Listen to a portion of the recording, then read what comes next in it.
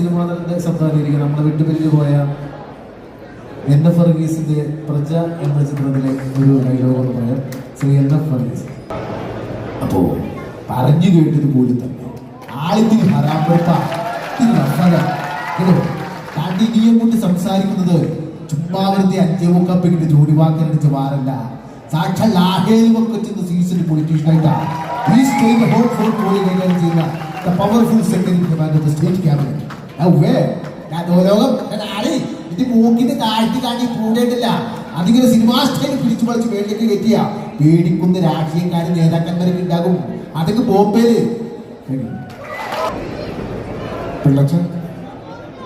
പിള്ളേര് കണ്ണാടിച്ചത് കേട്ടി എന്താ കാണിച്ചത് വൃത്തികൾ ഇത് നിങ്ങളുടെ പറ്റില്ല.